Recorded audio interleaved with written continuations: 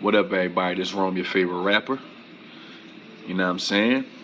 CEO of Motion Picture Music Entertainment, artist at Allen Def Jam Digital, TuneCore Publishing, BMI account holder. How y'all doing out here in the world, man?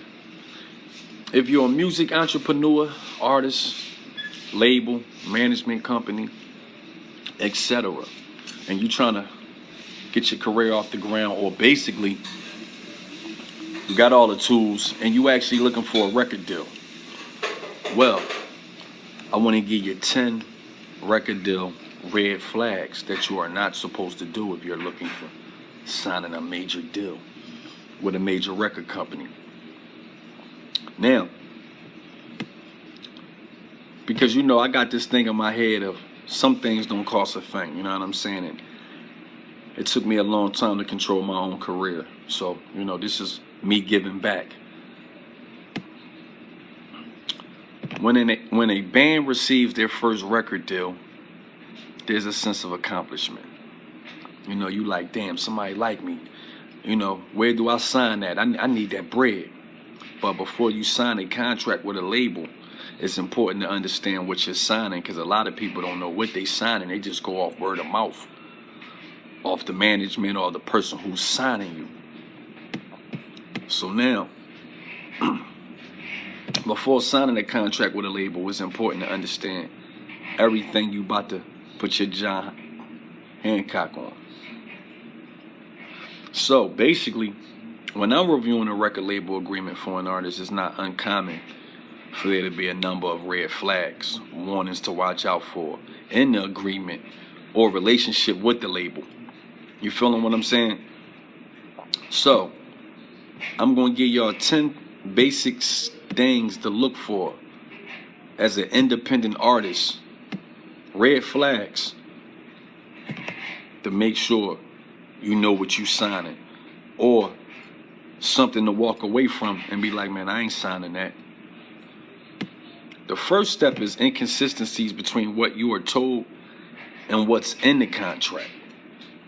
It may be on purpose or not, but just because the A&R at the label told you one thing doesn't mean the record deal you asked to sign is completely consistent. An example is if you're told you're getting an advance of $5,000, but the agreement doesn't provide for an advance. Also, if the title of the agreement is non-exclusive record label agreement, in order to put you at ease, that doesn't mean the agreement is actually non-exclusive. See what I'm saying? Something to think about before you sign a record deal. You feel me? Number 2, being asked to give more rights than are needed. The role of cinch licensing, which is one element of music publishing, includes the role of placing music in films, TV series, and advertising. Getting placed can be very lucrative for whoever owns and controls the master recordings. By providing a master use license for the sound recording and 2, the publishing rights and the composition, music and lyrics, by providing a synchronization license for the composition.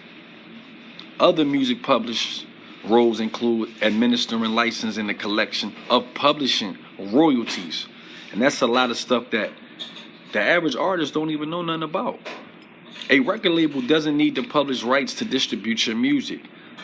As such, if you are being asked to provide publishing rights to the label, then you're being asked to provide more rights than are needed to accomplish the label's main function, distributing your music digitally and physically.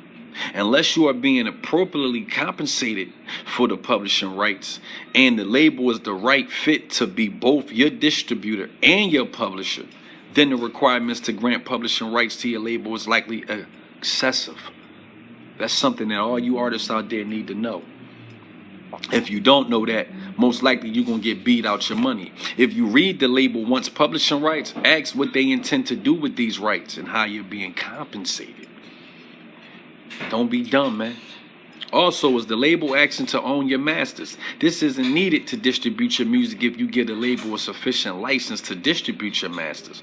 If the label owns your masters, they get a piece of the broad publishing related revenue, specifically being fees paid for the master's use license, which is typically 50% of the upfront fees to place music into a film, series, ad, game, etc., with the other half being paid for the synchronization license to the publisher.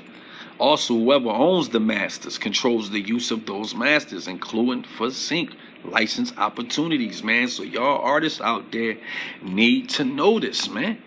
Don't be dumb, man. All y'all want to run out here and sign a contract, man. Don't give your life away, man.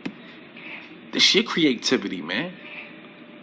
Lack of clarity is the third red flag. Lack of clarity, man. A key reason for an agreement is to clearly define the rights and obligations of each party signing the agreement and get on the same page about the general way you and the company will work together. Without clarity, there can be confusion. When there isn't clarity about when the label's rights start, there isn't clarity about when the label rights end.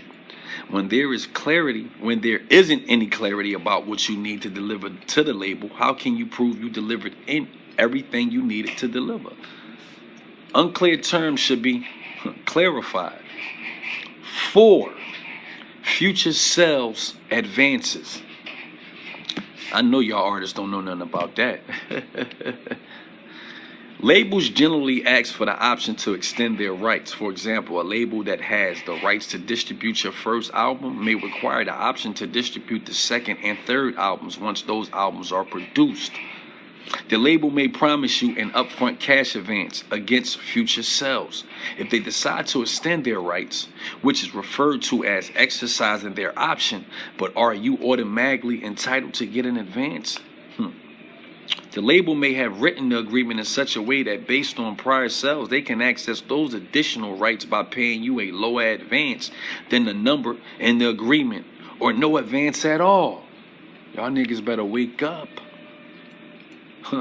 Before you start running around here talking about, oh, I got a record deal. Oh, I'm looking for a record deal. Uncapped expenses is number 5. The formula used to determine how much money you make from music sales from the label might be gross revenue, unless the label's expensive multiplied by a percentage. However, without any limitations on the label's expensive, you may never get paid anything, man. So, you know, how good is a record deal sounding now? Y'all better think.